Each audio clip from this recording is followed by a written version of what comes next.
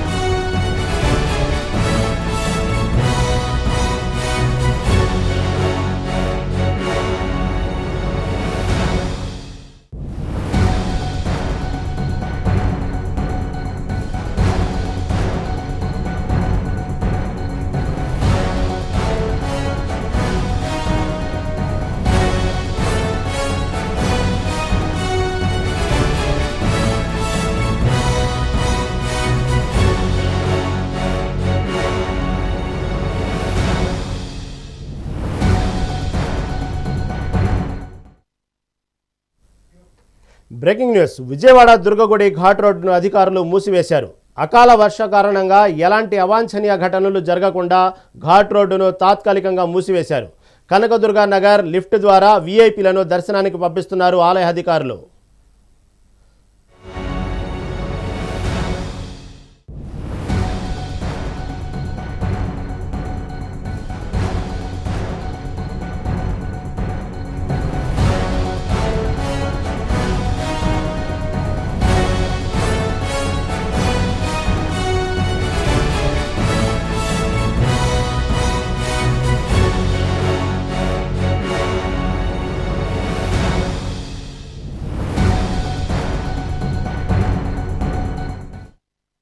విజయవాడ దుర్గగుడి ఘాట్ రోడ్డును అధికారులు మూసివేశారు. అకాల వర్షాల కారణంగా ఎలాంటి అవాంఛనీయ ఘటనలు జరగకుండా ఘాట్ రోడ్డును తాత్కాలికంగా మూసివేశారు. కనకదుర్గ లిఫ్ట్ ద్వారా వీఐపీలను దర్శనానికి పంపిస్తున్నారు ఆలయ అధికారులు. నిర్మల్ జిల్లాలో భూభారతి కార్యక్రమానికి మంత్రులు పొంగులేటి శ్రీనివాసరెడ్డి, సీతక్క హాజరు కానున్నారు. కుంటాల మండలం కేంద్రంలో రైతులకు భూభారతిపై మంత్రులు అవగాహన కల్పించనున్నారు. మంత్రుల పర్యటన నేపథ్యంలో పోలీసులు పటిష్ట భద్రతా ఏర్పాట్లు చేశారు.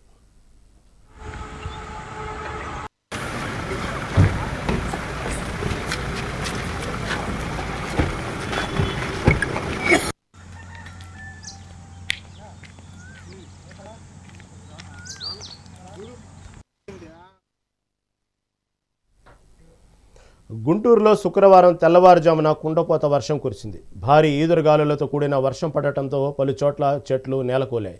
దీంతో వాహనాల రాకపోకలకు తీవ్ర అంతరాయం ఏర్పడింది. రోడ్లపై భారీగా బురద పేరుకుపోవడంతో ప్రజలు ఇబ్బందులు ఎదుర్కొన్నారు. కరీంనగర్ జిల్లాలో చేపల వేట విషయంలో 2 గ్రామాల మధ్య చిచ్చురేగింది. గంగాధర మండలం హిమ్మత్ నగర్, గట్టుబత్కూర్ గ్రామాల శివార్లో చెరువు ఉంది. ఈ చెరువులో చేపలు పట్టే విషయంలో ఇరు గ్రామాల మధ్య ముసలం రాజుకుంది. చేపలు పట్టుకునేందుకు మాకి హక్కు ఉందంటూ 2 గ్రామాల ప్రజలు గొడవకు దిగారు. దీంతో సంబంధిత అధికారులు జోక్యం చేసుకుని సయోధ్య కుదిర్చే ప్రయత్నం చేశారు. గ్రామస్తులు ససేమిరా అనడంతో వివాదం పెద్దదైంది. పోలీసులు భారీ బందోబస్తు ఏర్పాటు చేశారు.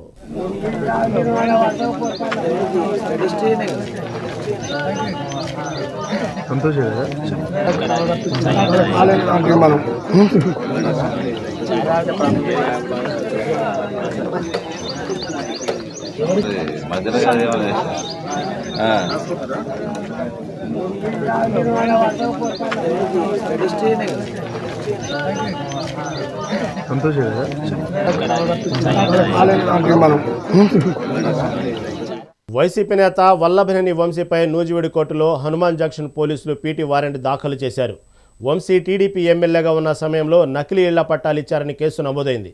ఈ కేసు విషయమై ఇవాళ వంశీని నూజివీడు కోర్టులో పోలీసులు హాజరుపరచనున్నారు. మరోవైపు వంశీ బెయిల్ పిటిషన్పై ఇవాళ సిఐడి కోర్టు ఆర్డర్లు ఇవ్వనుంది. టీడీపీ కార్యాలయంపై దాడి కేసులో వంశీ A71గా ఉన్నారు.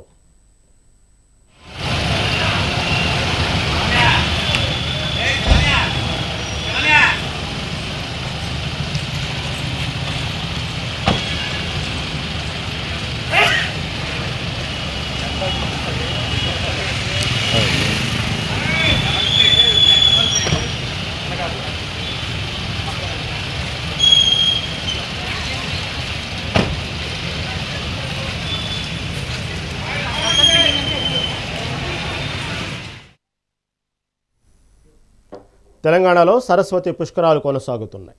రెండో రోజు పుష్కరాలకు భక్తులు భారీగా తరలివస్తున్నారు. కాళేశ్వరంలో భక్తులు పుణ్యస్నానాలు ఆచరిస్తున్నారు. మొదటి రోజు 1,00,000 మందికి పైగా భక్తులు పుణ్యస్నానాలు చేసినట్టు అధికారులు తెలిపారు. కుంభమేళా స్ఫూర్తితో కాళేశ్వరంలో టెంట్ సిటీని ప్రభుత్వం ఏర్పాటు చేసింది. సరస్వతి పుష్కరాల దృష్ట్యా పోలీసులు పటిష్ట భద్రతా ఏర్పాట్లు చేశారు.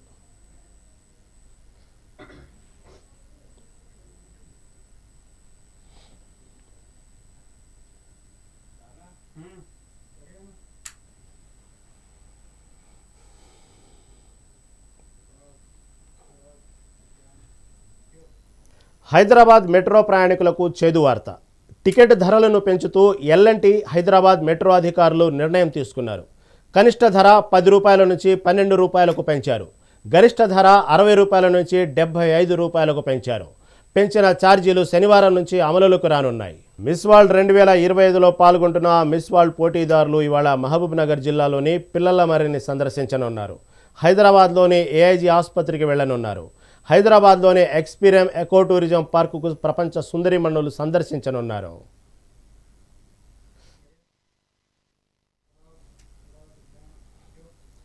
ఏపీలో మద్యం కుంభకోణంపై విచారణను సిట్ వేగవంతం చేసింది. సజ్జల శ్రీధర్ రెడ్డిని ఇవాళ మరోసారి ప్రశ్నించనున్నారు. మద్యం పాలసీ రూపకల్పన, డిస్టరీలకు అనుమతులపై సిఐడి ఆరా తీయనుంది.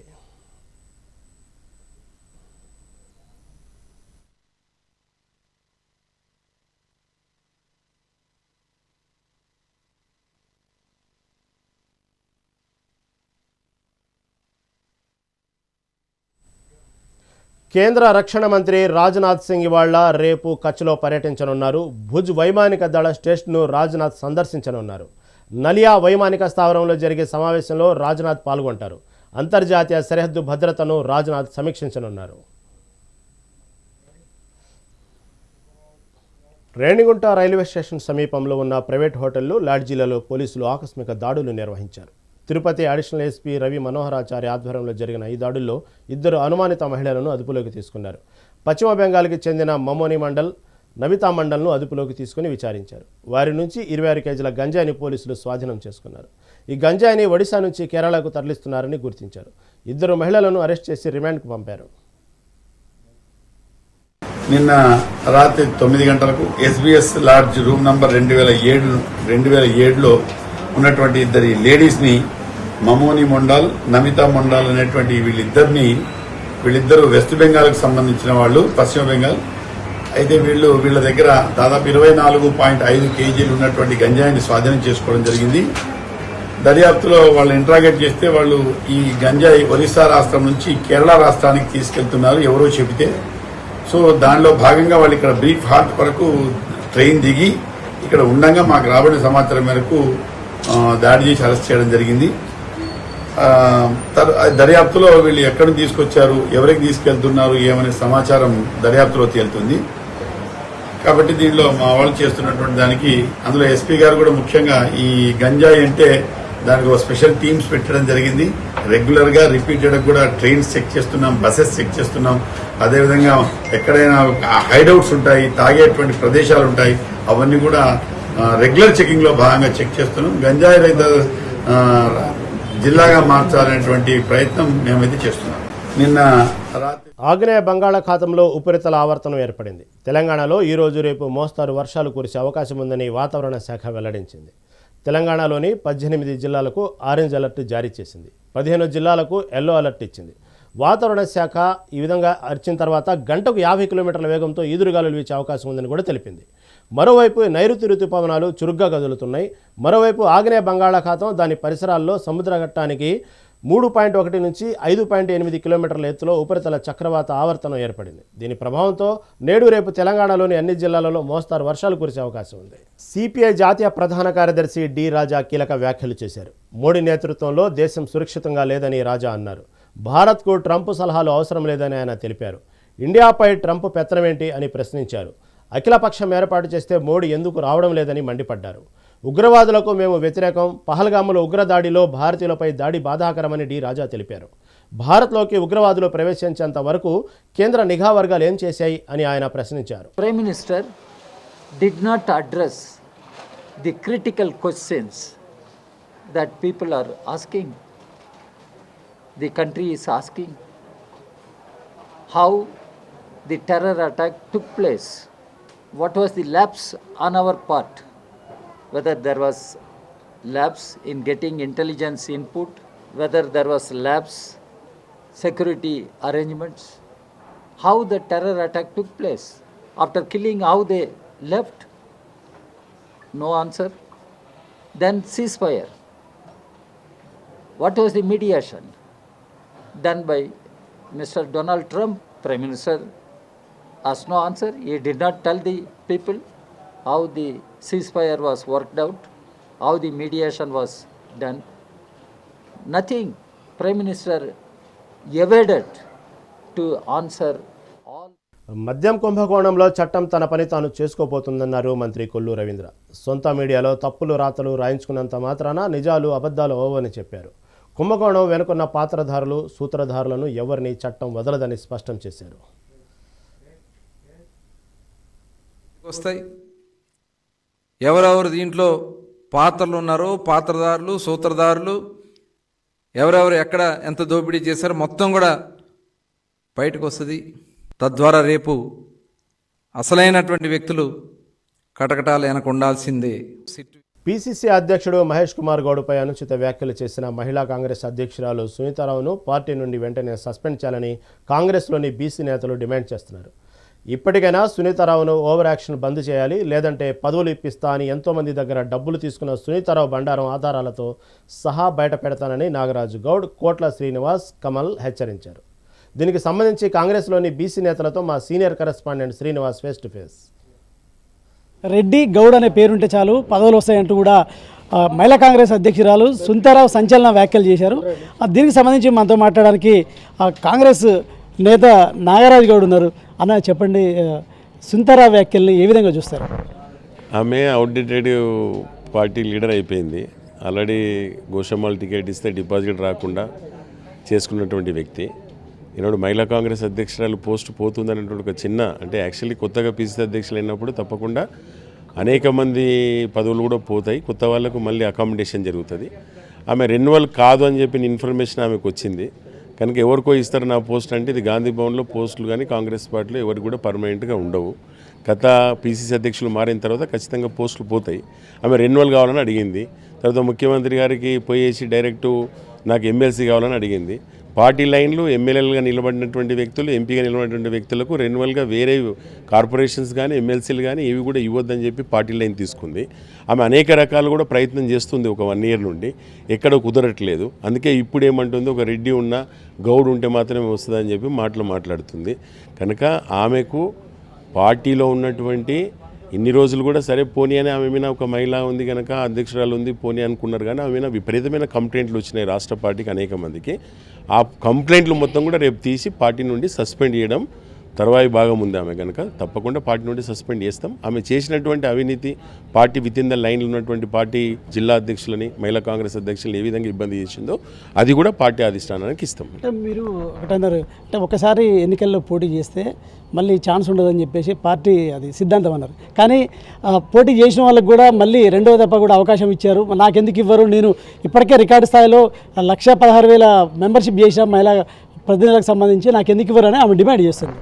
ఎవరికి రెన్యువల్గా చేయలేదు, ఎవరు కూడా కాంటాక్ట్ చేసిన వాళ్ళకి ఎవరు కూడా చేయలేదు. అట్లా చాలామంది పెద్ద వాళ్ళందరూ ఉన్నారు, ఎవరికి ఇవ్వలేదు. ఉట్టిగా అన్నెసెసరీగా వర్డ్స్ అవి. కనుక ఖచ్చితంగా ఆమెకు పార్టీలో ఫ్యూచర్ లేదు కనుక ఇన్ని రోజులు పార్టీని మొత్తం డెవలప్ అయ్యి కూర్చున్నది. కనుక ఇటు పోయే ముందు ఎవరు మనం బురద జల్లాలనే ఆలోచనతోనే కావాలని వాంటెల్లి చేస్తుంది.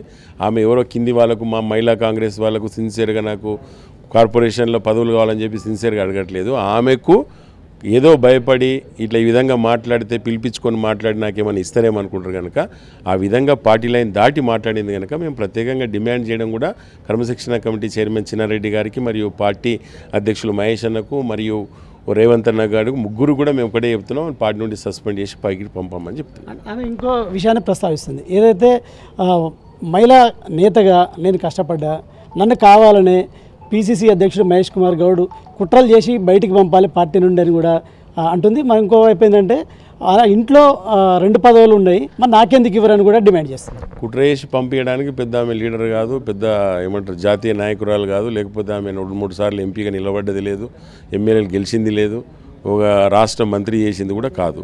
ఆమె మీద కుట్ర చేయాల్సిన అవసరం మహేష్ అన్నకు లేదు, రేవంత్ అన్నకు లేదు. ఆమె ఒక సాధారణమైనటువంటి కార్యకర్త. నేనే పర్సనల్గా ఆమెను చూసిన. 2002లో నేను కాంగ్రెస్ పార్టీలో వచ్చిన ఉస్మాన్ యూనివర్సిటీ నుండి. ఆమె అప్పుడు సిటీ ప్రెసిడెంట్గా అంజన్ కుమార్ యాదవ్ సార్ ఉండే. మేమందరం కలిసి తిరుగుతున్నప్పుడు ఖైరతాబాద్లో ఒక వినాయక చవితికి పిలిచింది. ఆమె ఒక మామూలు కార్యకర్తగా వచ్చిన వ్యక్తి. ఇంకా రేపటికి ఆమె ఉన్న పరువు పోగొట్టుకునే పరిస్థితి వస్తుంది అంతే. శ్రీనివాస్ గారు, మీరు చెప్పండి, సునీతారావు వ్యాఖ్యలు పార్టీలో మీరు ఎలా చూస్తారు? సునీతారావు గారి వ్యాఖ్యలను పూర్తిగా ఖండిస్తూ ఉన్నాను. ఏదైతే గాంధీ భవన్ వేదికగా ఇవాళ పార్టీ నిర్మాణంలో ఇవాళ అగ్రగామిగా ఉన్న మహేష్ కుమార్ గౌడ్ గారిని, పిసిసి ప్రెసిడెంట్ గారిని ఉద్దేశించి, వాళ్ళ కుటుంబాన్ని ఉద్దేశించి మాట్లాడిన వ్యాఖ్యలను పూర్తిగా ఖండిస్తూ తక్షణమే ఆమెను పార్టీ నుంచి బహిష్కరించాలి, సస్పెండ్ చేయాలని డిమాండ్ చేస్తూ ఉన్నాను. రెండవది, ఆమె ఏదైతే ఎలిగేషన్స్ చేస్తుందో వాళ్ళ కుటుంబం మీద, వాళ్ళంతా అర్హులైన వ్యక్తులు. ఎన్నో అప్లికేషన్లు వచ్చినా కానీ 450 అప్లికేషన్లు స్క్రూటినీ చేసిన తర్వాత ఆమె ఫేర్ ఫైనల్ చేయడం జరిగింది. ఆమె బ్యాక్గ్రౌండ్ తెలుసుకోకుండా, వాళ్ళ ఆర్గనైజేషన్ తెలుసుకోకుండా అనవసరంగా కుటుంబంలోని చిచ్చు పెట్టే విధంగా మాట్లాడిన మాటలు. కాంగ్రెస్ పార్టీలో స్వేచ్ఛ ఉంది, ప్రజాస్వామ్యం ఎక్కువ ఉంది, కానీ ఏ విషయాన్నైనా కానీ ఏ అంశాన్నైనా కానీ ఒక ప్లాట్ఫామ్ మీద మాట్లాడే అవకాశం ఉన్నప్పటికీ కూడా బహిరంగంగా మాట్లాడొద్దని గౌరవ ముఖ్యమంత్రి గారు అదేవిధంగా గౌరవ ప్రదేశ్ కాంగ్రెస్ కమిటీ అధ్యక్షులు, గౌరవ ఇన్ఛార్జి మీనాక్షి నటరాజన్ గారు కూడా ఎన్నో సందర్భాలు చెప్తే కూడా ఆమె తెగించి నిరాశ నిస్పృహల మధ్య ఉన్న సునీతారావు గారు ఇలా అక్కసు వెలుగొచ్చుకొని ఇలా బలహీన వర్గాల కోసం ఆమె ప్రధానంగా ఒకటే డిమాండ్ చేస్తుంది. అంటే మహిళలకు, అంటే యాక్చువల్గా రాహుల్ గాంధీ సిద్ధాంతం నారీ న్యాయ్ పేరుతో కూడా దేశవ్యాప్తంగా రాహుల్ గాంధీ ఒక సిద్ధాంతాన్ని అమలు చేస్తుండు. కానీ తెలంగాణలో నారీ న్యాయం అమలు జరగట్లేదు, మహిళలకు న్యాయం జరగట్లేదు అంటుంది. ఎందుకు ఎక్కడ న్యాయం జరగలేదు? గత ప్రభుత్వంలోని మహిళలకు మంత్రితులే లేకుండే, ఈరోజు రేవంత్ రెడ్డి గారు ప్రభుత్వంలో మంత్రులుగా ఉన్నారు. అదేవిధంగా మరి నిన్న మొన్న ఒక కమిషన్ వేసి దాంట్లో కూడా సీతా దయాకర్ రెడ్డి గారికి వేసారు. అదేవిధంగా ఎన్నో ఇదే బాలల కమిషన్ కూడా మహిళలనే వేసారు. మా మార్కెట్లో కూడా మహిళలకే ఇచ్చిర్రు. మార్కెట్ కమిటీల రిజర్వేషన్లు మహిళలకు ఉంటే మహిళలకే ప్రాధాన్యత ఇచ్చిన ఘనత ముఖ్యమంత్రి గారికి, అదేవిధంగా పిసిసిఎఫ్ అధ్యక్షుడు మహేష్ కుమార్ గౌడ్ గారు. సూర్యుని మీద దుమ్ము పోస్తే అది మన కంట్లో పడుతున్న సంగతి సునీతారావు గారు తెలుసుకోవాలి. మనతో కమల్ ఉన్నారు, చెప్పండి, సునీతారావు వ్యాఖ్యలు ఏ విధంగా చూస్తారు?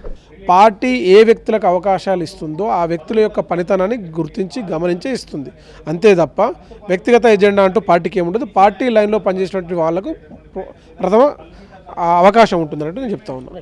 పార్టీ నియమ నిబంధనలకు విరుద్ధంగా వ్యవహరిస్తుంది. ఆమె భాగవతం అంతా తెలుసు. ఆమె ఏదైతే పదవులు ఇస్తానని కూడా డబ్బులు తీసుకున్న పరిస్థితి కూడా ఉంది.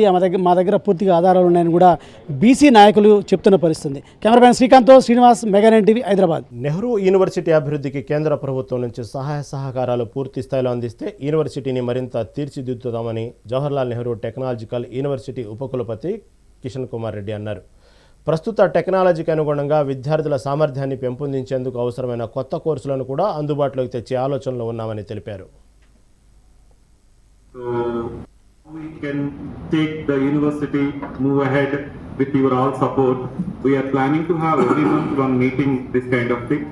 So might not be lunch time, it will be evening tea time we can plan and the next month onwards. So this is the plan we are executing the first kind of it. And I request Honorable Vice Chancellor or media people to initiate the meets. In the past 3 months, and from your side, if you have any question, either me or rector or registrar will try to answer your question. So thank you very much for your patient listening. So మీ పక్క నుంచి ఏమైనా ప్రశ్నలు suggestion ఉంటే చెప్పండి. మేము ఈ పరిస్థితిలో ఏం చేస్తే ఎలా చేస్తే బాగుంటుంది. మహిళల ఆత్మ గౌరవాన్ని దిగజార్చే విధంగా కేటీఆర్ చూస్తున్నారంటూ దేవరగద్ర ఎమ్మెల్యే మధుసూదన్ రెడ్డి విమర్శించారు. రామప్పగుడిలో ఎవరి కాళ్ళు వాళ్లు కడుక్కుంటే కించపరుస్తూ ట్విట్టర్లో పోస్టు చేస్తున్నారంటూ అన్నారు. సీఎం రేవంత్ రెడ్డి పాలన చూసి పక్క రాష్ట్రాలు ప్రశంసిస్తే బీఆర్ఎస్లో మంత్రులుగా ఎమ్మెల్యేలుగా పనిచేసిన వారు తట్టుకోలేకపోతున్నారన్నారు. నాకు తెలిసి ఇప్పటికి మేము కొన్నది దాదాపు కొన్న ఓట్లకు దాదాపు 6,726 కోట్ల రూపాయలు ఆల్రెడీ ప్రభుత్వము రైతులకు చెల్లించింది మద్దతు ధర. అదేవిధంగా 767 కోట్ల రూపాయలు బోనస్ కూడా ఇవ్వడం జరిగింది ఈ యాసంగి సీజన్లో కొన్న ఓట్లకు. నాకు తెలిసి 43 లక్షల మెట్రిక్ టన్నులు ఇప్పటికే ప్రభుత్వం కొన్నది. సో ఈ విధంగా గతంలో ఎప్పుడు లేదు. 2020 ఇప్పటిదాకా మా మేఘారెడ్డి గారు మాట్లాడినట్టు నిరంజన్ రెడ్డి నిన్న ఏదో ప్రెస్ మీట్ మాట్లాడుతూ ప్రెస్ నోట్ రిలీజ్ చేస్తూ, ఎందుకంటే వాళ్ళంతా ఏసీలలో ఉంటున్నారు, దొరలంతా ఎవరు బయటకు వస్తలేరు. ఇప్పుడు అప్పుడప్పుడు దొరలంతా అడ్డగోలుగా సంపాదించిన పైసలతో ఫామ్ హౌస్లు కట్టుకొని ఆ ఫామ్ హౌస్లలో జల్సాలు చేస్తూ ఎంజాయ్ చేస్తూ అప్పుడప్పుడు ప్రజలకు ముఖం చూపెట్టుకోనికి అప్పుడప్పుడు ఎన్నో ఏసీ రూమ్లలో కూర్చొని ప్రెస్ నోట్ రిలీజ్ చేస్తూ ఏదో ఒకటి ఆరోపణ చేయాలి. కాబట్టి ప్రజలకు వస్తలేరు, ప్రజలు ఏం చేస్తున్నారు, ప్రజలలో ఏం జరుగుతుందో చూడకుండానే అడ్డగోలుగా మాట్లాడుతూ ఉంటారు. ప్రతి ఒక్కడు టీఆర్ఎస్లో ఉన్న గతంలో పనిచేసిన మంత్రులు, ఎమ్మెల్యేలు, ముఖ్యమంత్రి మొత్తం ఫ్రస్ట్రేషన్లో ఉన్నారు. ఇప్పటికి నాకు తెలిసి ఇప్పటికి మేము కొన్నది ఇవి ఇప్పటివరకు నా అప్డేట్స్. చూస్తూనే ఉండండి మెగా 9 టీవీ.